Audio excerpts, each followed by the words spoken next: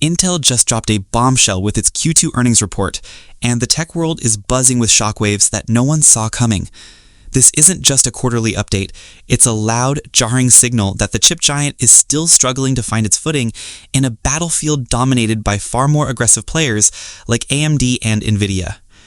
Despite exceeding revenue expectations with $12.8 billion, well above Wall Street's estimate of $11.8 billion, the company disappointed on the bottom line, missing its earnings per share projections and posting a stunning adjusted loss per share of $0.10 compared to the $0.01 gain analysts were looking for.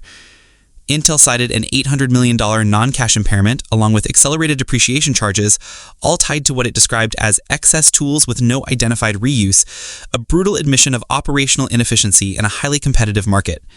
On top of that, it swallowed an additional $200 million in one-time charges for the quarter. The stock, initially buoyed by optimism, jumped more than 2% in after-hours trading, but the celebration didn't last. The next morning, shares sank nearly 5% in pre-market trading, revealing just how jittery investors are about Intel's long-term prospects. And no wonder. Intel has now announced a drastic 15% reduction in workforce, with plans to slim down to 75,000 employees by year's end, a sobering now-ready check for anyone who thought the company could navigate the storm without casualties. And the damage goes deeper. Intel has canceled major projects in Germany and Poland and is slowing construction on a key facility in Ohio, moves that strongly suggest a pullback in ambition at a time when expansion should be the top priority. Meanwhile, the competition isn't waiting around. AMD, already with a commanding market cap of $262 billion compared to Intel's $98 billion, continues to tighten its grip on the market. Nvidia, the undisputed leader in AI and chips, has left everyone in the dust with a staggering market cap north of $4 trillion, turning Intel into a distant echo of its former self. Even Qualcomm is charging into the PC chip arena with its Snapdragon X Plus and X Elite chips, turning up the pressure. Yet, despite these massive headwinds, Intel offered a surprisingly upbeat Q3 revenue forecast between $12.6 billion and $13.6 billion, with Wall Street consensus sticking to the low end of that range. Still, optimism isn't the same as momentum.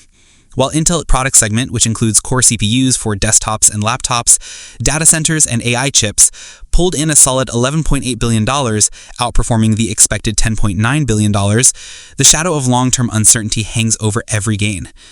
The Foundry business, Intel's ambitious effort to reassert dominance by manufacturing chips for third-party clients, posted $4.4 billion in revenue, just barely ahead of expectations.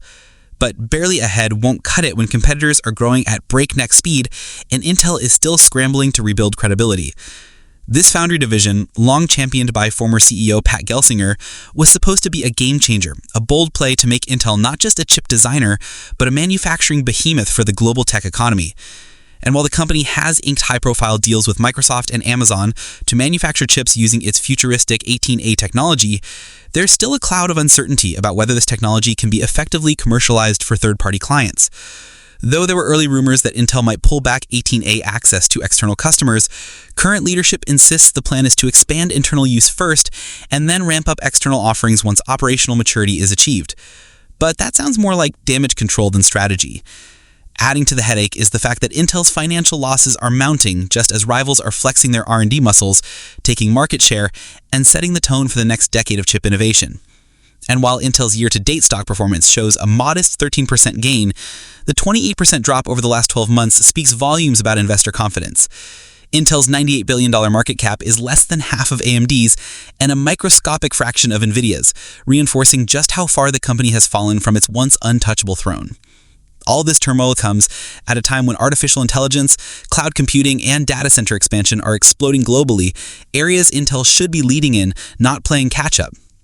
And yet, despite all the pain, there are signs that Intel isn't entirely out of the game. Its forward-looking revenue projections and commitment to advanced chip tech signal a desire to turn things around. But desire isn't execution. In a climate this ruthless, hope is not a strategy. Intel is betting big on cost-cutting, internal consolidation, and a long-game resurgence in the Foundry and AI segments. But while it's laying foundations, rivals are building empires. Unless Intel finds a way to innovate faster, produce cheaper, and compete harder, it risks becoming an afterthought in an industry it once defined. The cancellation of facilities in Europe and delays in U.S. infrastructure projects paint a picture of a company on the defensive, making short-term sacrifices that could have long-term consequences. The 18A manufacturing push could be a breakthrough, but only if it's implemented efficiently, scaled responsibly, and marketed aggressively. Without that trifecta, Intel may lose any chance of leveraging its past prestige into future relevance. And with competitors scaling newer technologies at warp speed, Intel's margin for error has evaporated. Investors want results, not forecasts. Employees want stability, not pink slips. Partners want reliability, not project delays. And consumers want cutting edge, not catch-up. For Intel, every missed target, every canceled project, every layoff, and every delay tells a story that can't be sugarcoated. The story of a titan in retreat. If Intel can't reverse the narrative in the next few quarters with meaningful innovation, cost-effective execution, and aggressive customer acquisition, it may soon be remembered less for what it's doing now and more for what it failed to do when the world moved forward.